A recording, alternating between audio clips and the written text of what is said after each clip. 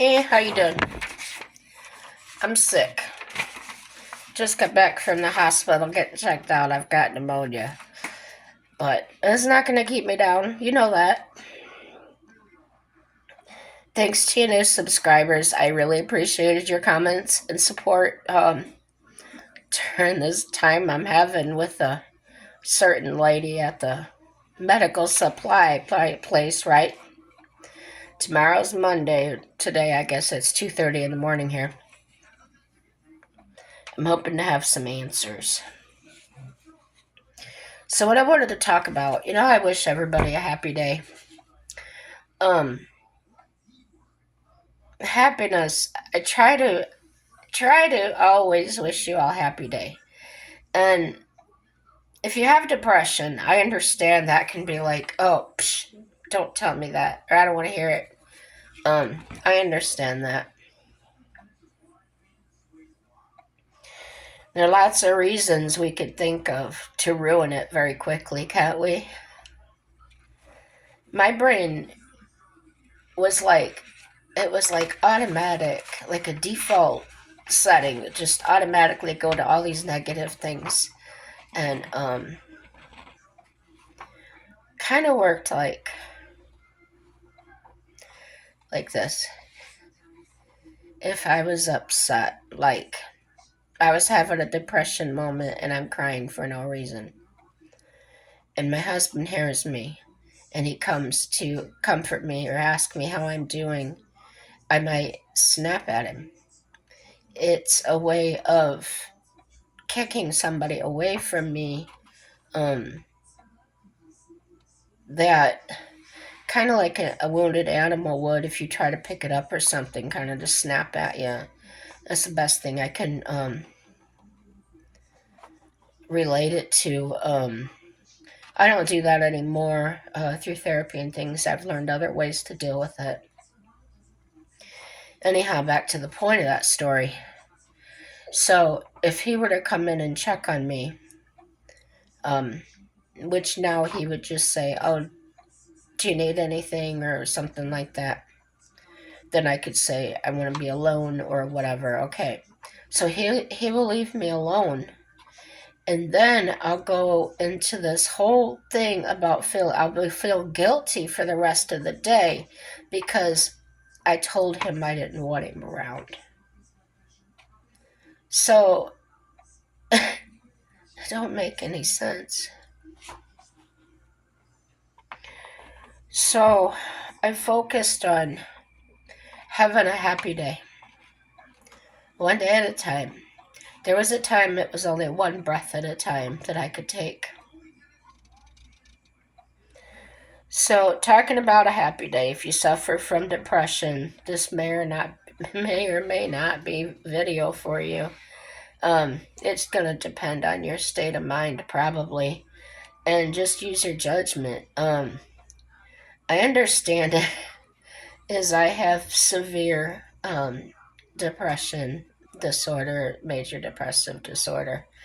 Um, Lots of things going on with you guys. So anyway, hi guys. Do you think happiness is a reasonable life goal? I'll get back to that. I can see that most of you are in my age group. That shows up in my whatever it's called. Um so it may or not pertain to you. Sorry if it's not. Hey, take a look anyway. I don't know.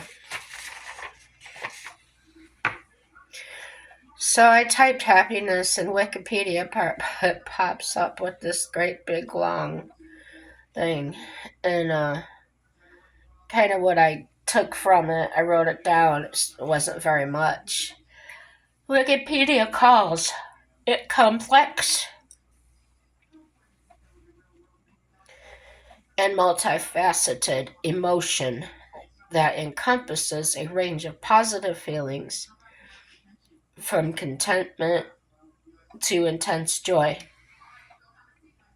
It is often associated with positive life experiences such as achieving goals, spending time with loved ones, or engaging in enjoyable activities. However, happiness can also arise, and I stopped writing there because all these things pop into my head like usual. Share with me your thoughts on the subject, guys. Um, if we were sitting down for a cup of coffee, we could talk about anything, but I'm by myself. I don't know what to talk about, so I come up with different things. Um,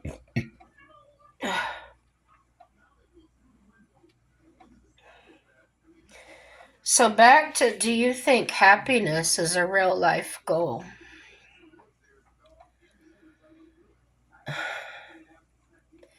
I don't understand that. The way I read it with my comprehension shortcomings is you can set a goal to be happy at the end of your life, or how's that worded? Do you think happiness is a reasonable life goal? Why can't we just be happy every day? We could probably find a happy moment in a day. And what I've learned is that the thing that I think about becomes larger to me. And when the bad things happened and I was thinking about them over and over and over again, it changed me. I wasn't happy anymore. I was angry and mad and just somebody I didn't recognize. So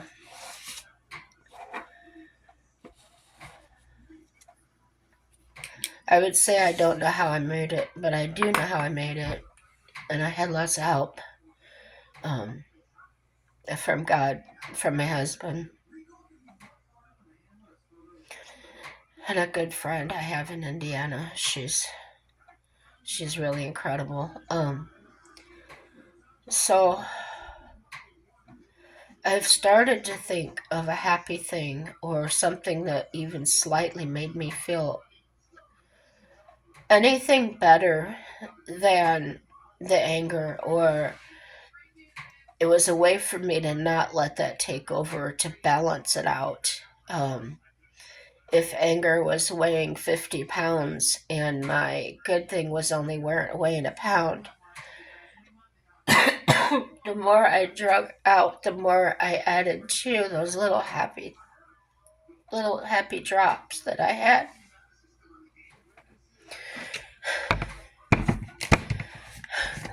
I gotta put throat medicine in. Hold on. I'm back. So, the last couple of days, you guys, I've been so miserable. I think the dentist pulled the wrong tooth in my mouth. And when I was eating a hot dog, soon after the tooth got pulled,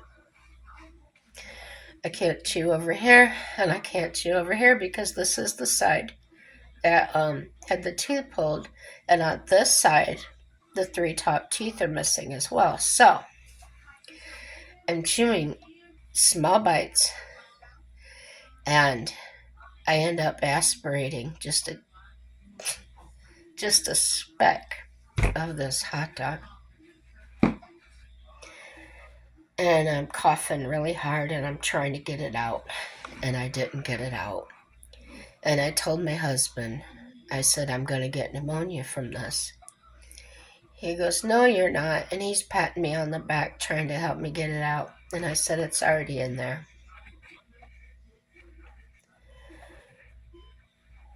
So I was already in pain. Now I've aspirated a piece of hot dog that I know is going to give me pneumonia. I've got knee surgery coming up on the 19th. And then I realized I think they cut the wrong tooth out. And then I'm having all the trouble with the medical supply place. But my posture is calm. I know my God's going to work it out. So in those moments, I would think to myself of something happy or something better than what I was experiencing. With the tooth thing, I didn't have a chance to talk to them because when I realized that it wasn't during their business hours. But I'll call them later today. And what I realize is that everybody can make a mistake. They could have communicated better. I think that if I'm correct, if they did pull the wrong tooth, they will fix it. They will make it right. But to fly off the handle and sue somebody because they made a mistake, it didn't cost my life. It didn't no harm, no foul really. It's just a tooth. So no, I'm not gonna yell and carry on. Um, there were times as a locksmith that I make a bad mistake. One time, I drilled the wrong side of a door, and if you've ever done that, you know how bad that is, right? I'm ready to go buy these people a new door. The door wasn't hung yet. That's how okay, it was just a door. It wasn't in a frame. Didn't have hinges on it.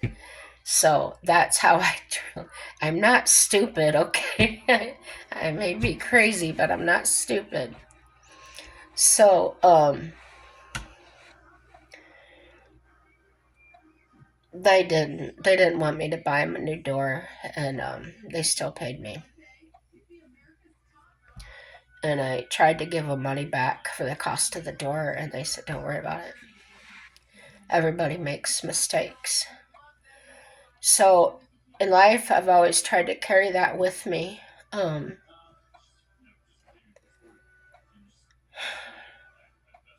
Father forgives us no matter what. So how hard would it be for me to forgive somebody and they make a mistake? Uh, I seriously doubt they would have done that on purpose. That's not something you would walk in and say, "Oh, I'm gonna take out their wrong tooth." No. Um, I'm not gonna think about it that way. I'm gonna think about the relief she'll feel if it's correct, if she was in fact supposed to pull the other one. The relief she will feel if I tell her it's okay. Let's just fix it and move on. Um, to me, that makes my week, my month, whatever. Um, let's forgive each other. Let's learn the difference between actual negligence and mistakes. Yeah, we're the only ones here. We're the only ones that can make it or break it. It's like in a relationship, if you're married, it's only the two of you can make it work or not. Um, nobody else can make up your minds for you. So that's how I do it. See, so instead of letting the possible tooth thing get inside of me and eat me up and get me angry and get to a place where I want to scream and yell at somebody or tell them they're wrong. Um, there's no point in doing that because number one, if they look at the paperwork closely and they see that it in fact was the wrong tooth, how are they going to feel about that? They're going to know right then they made a mistake. So, me telling them over and over again is kind of pointless, right? It's not something to be angry about. It's not something to throw a fit about. It's a damn tooth, okay? And we all make mistakes. And find out all the facts before we rush to judgment. So, my point was basically in any situation you're in, you can find a point of light, even if it's just coming through the cracks of the problem, and focus on that, and the light will come in more and more and more. And it will shed more light on the whole situation, and you can see clearly. And if nothing else, you can be thankful for the light. Um, when my when my first husband left me for somebody, I was devastated. Um, I didn't know what to do. I had married him when I was 18. Um, we were together like 7 years, and I had never lived on my own. Um, I worked, but I didn't know how to do life. And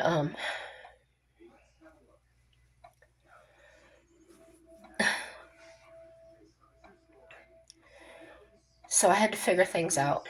I had to, you know, probably like many of you did.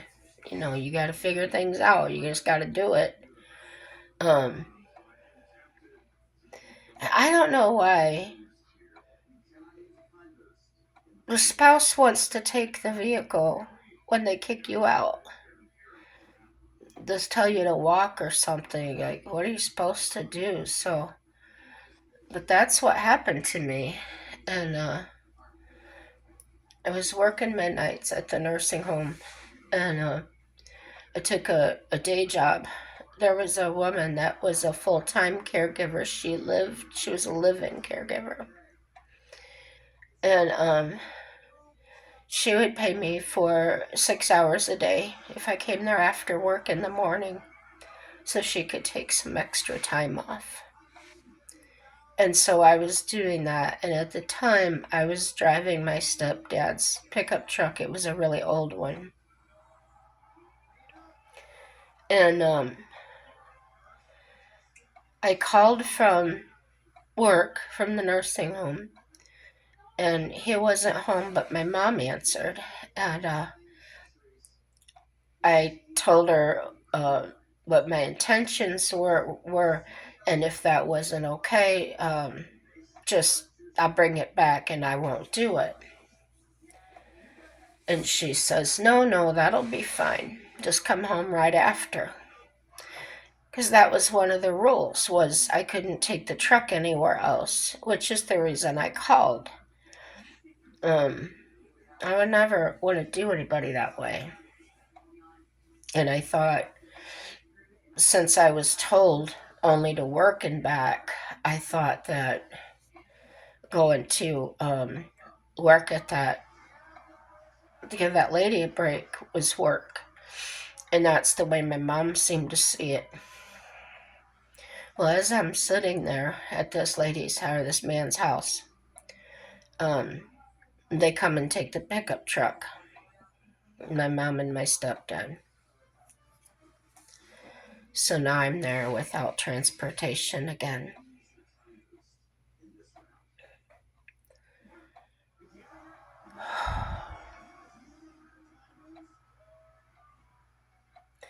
The bright thing about that was I had a ride home. I still had my job at the nursing home. I didn't know how I was getting there, but I had a job. And then Then they threw me out of the house, and I didn't have a vehicle. Um,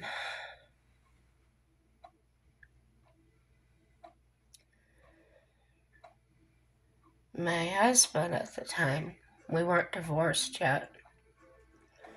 I called him and asked him if he had a car, if he could please pick me up and take me to this apartment that I found. It was, you could rent by the week. It was a very small, very tiny place. Basically, your your bathroom and your bedroom were like one little room, and then you had this tiny living room where if you put a couch and a TV, you had nowhere to walk. Um, but it was $75 a week, and I felt like I could afford that, manage that. The electricity, water, and garbage was included. So I'm there. Um, the husband came and he took me there. He didn't get out and help me unload anything. Um, that's okay. I wasn't expecting him to. I was grateful for the ride. And he asked if there was anything else I needed. And my thoughts were, I need you to come back to me. But I didn't say that. I knew he wouldn't. It was tearing me up inside. My throat ached. It got so tight. And I was scared. I just wanted him to hold me and tell me everything was going to be all right. Then it didn't. He didn't. But what I did say was, could you possibly give me a ride to the laundromat? And he says, no, but I'll tell you what I can do. I'll leave my car. Told me where he was working, and he said, I'll leave my car in the parking lot with the key under the mat, and if you can get a ride up there, you could take it and do your laundry. So that's what I did. And the girls at work, they picked me up and take me home. That worked my midnight shift with me. That was a positive. That was a light, you know. Um, Before long, I actually, um, well,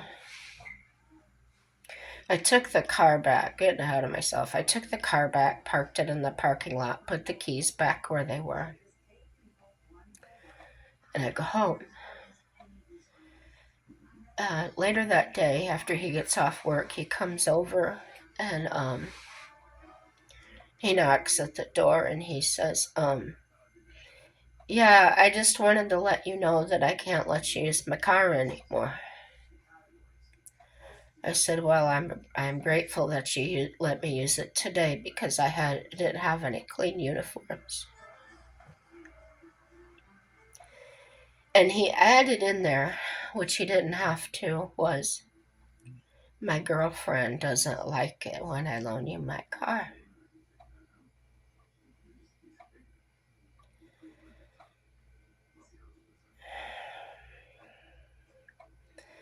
Was that necessary?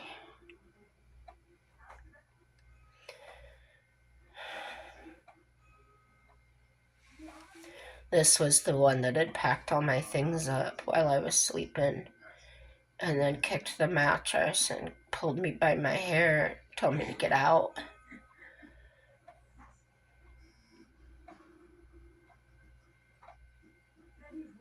But I had a place to go to.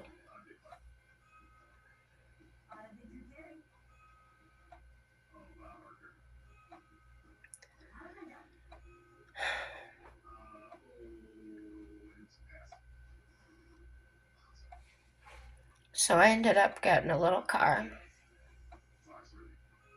I don't know.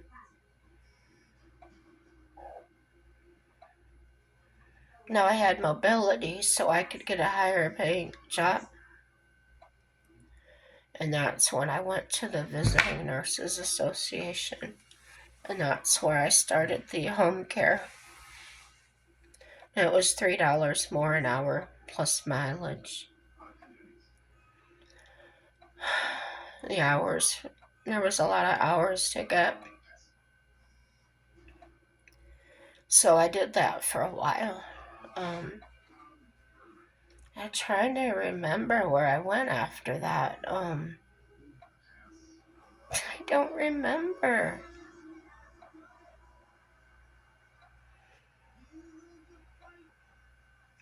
Oh, I think that's when I started working at that store that I told you I got fired from.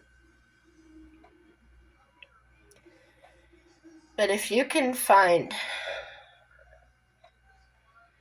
anything to lighten it, grab that, hold on to that. That's your hope. That's your you're gonna grow your happiness. You're gonna get stronger so that when crises do happen, you're gonna be okay mentally. Because you're gonna be well versed and well practiced in the art of finding something good in there. So many people I see doing this volunteer work, and I just think of all the rewards they get from that. That's incredible.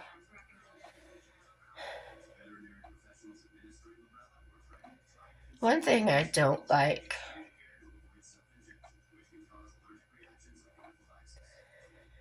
is people saying that they adopt dogs and they actually paid for them.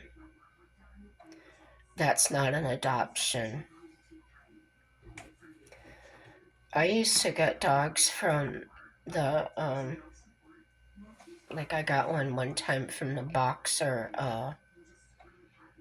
or they save them and then you foster home them. And there is no money exchanged. You're fostering them. There is no money exchanged. You go to the pound and you actually adopt them. You're paying for their vaccinations and their food, whatever it took to get them going. And if they haven't been neutered or spayed, they'll give you a coupon to get it done somewhere at a reasonable price. That's been my experience. But I've seen a lot of ads coming up. They say free dogs for adoption. And you get on there, which I'm not looking for a dog. I was looking to be curious. I was curious about it. And their actually adoption fee, they're calling it, is $1,000 or more. That's not an adoption. You're paying for a dog. You're purchasing a dog. And I commented on one of these ads one time, and several people commented negative things to me, saying that I don't know what I'm talking about, I don't know how adoption works, and everything else. Everybody's got different views and different perspectives, right? I'm glad that I've had the life that I've had. I'm glad that I've been able to do the YouTube videos, and I want to keep doing them. And doing YouTube has been my happy place, my something to look forward to doing every day. Getting up, enjoying another day with my husband, my cat, just I can find something to be happy about every day.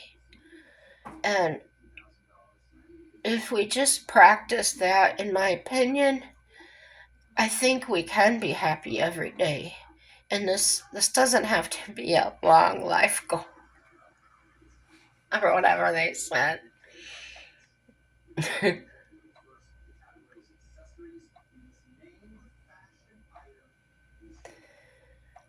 I could be I could buy a car and be so happy with it. And then the next day it blows up and then, and then I'm sad.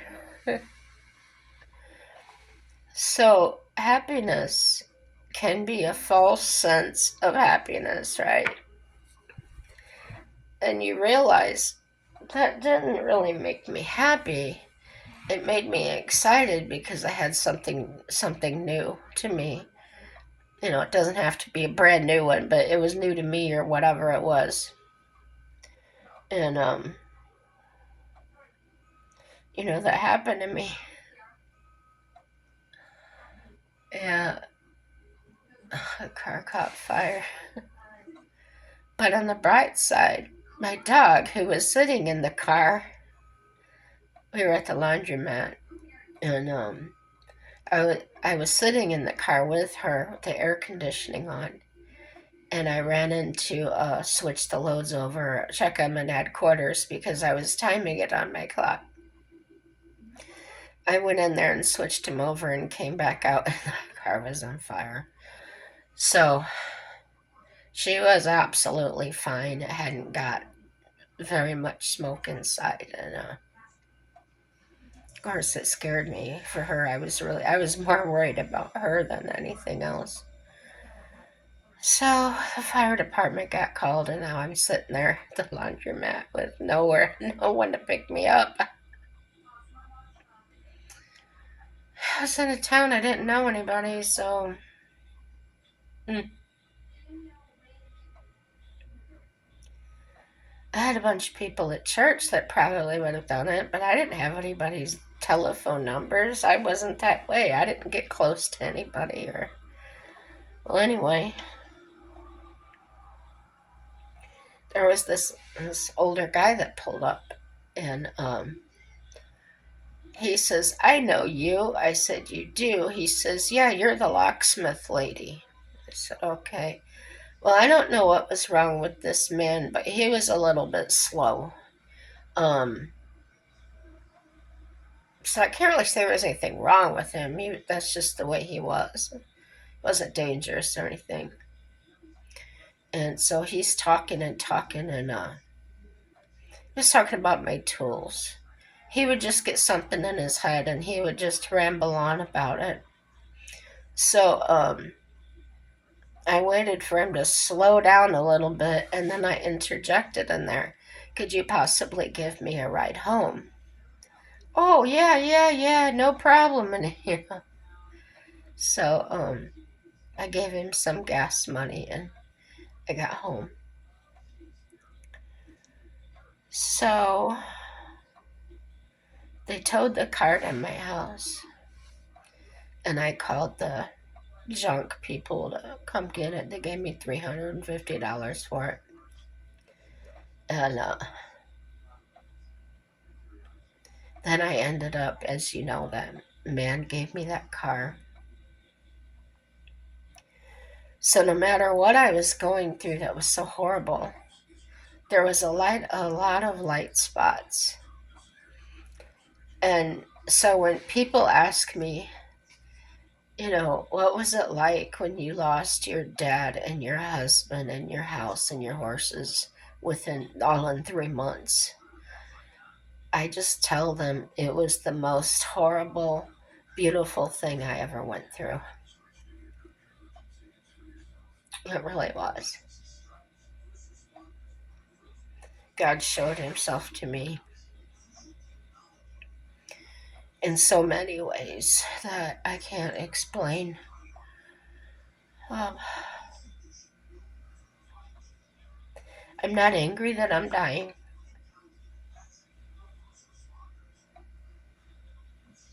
I'm not gonna I'm not gonna cry and carry on about it. I'm not going to the reason I'm teary now is because pneumonia, okay? It hurts so bad to cough because my throat's raw. So I'm okay with it. We all owe a death. I mean, that's just the way it is.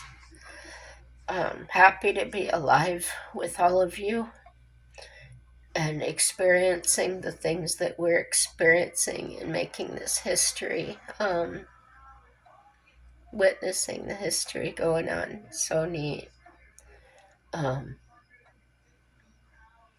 I never had children, so there won't be anybody to carry on. Um,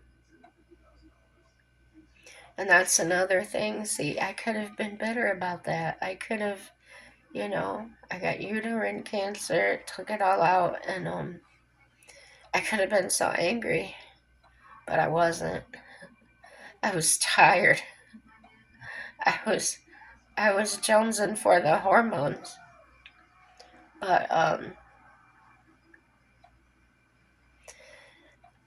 the steri strips gave me these great big huge water blisters that would burst and they would burn so bad and they would itch. It was terrible, and it kept calling and calling, and finally they called in a prescription for this powder, and I got that and put it on. So my happy place in that was there was some kind of medicine that worked. Um, Sometimes it can be really difficult to see the positive or find a happy place. Um, if you practice, the easier it'll get. I remember starting out with such a negative attitude that there was nothing good in the world. There was, like I said, I was asking the questions. Why am I even here? What's my purpose? I understand my purpose, but I don't know how to explain it. I don't need to explain it. Uh, I wish I could go do more of it, uh, but I can't yet. I can't yet. I believe I will. Um, yeah, we can be happy every day, you guys. Even if it's for just a few moments. And then you just keep practicing and practicing. And of course, those of us that have this big D hanging over our heads, the depression, a big D, um, it can be a double edged sword because one day that thought might work, and the next day, when you try to think about that, your chemicals, your brain changes in a different direction and says, "Oh, you're stupid for thinking that." So, uh, for us, it can be tricky. You have to find out what works for you. Um, Mine is to focus on something the way something went instead of focusing on a thing. Um, the way it turned out, the way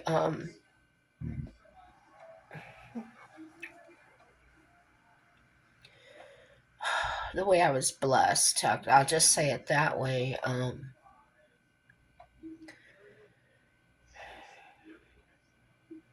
There's always something. And when we practice it, it's gonna come more automatic. Just like the bad thoughts, they just come automatic. Um, And my personal belief in that is that outside influences affect that a lot and try to keep us repressed. But that's all I'm gonna say about that, guys. It's getting a long video. Um, like, subscribe, dislike. You know what to do. Happy day, y'all. Everything's good.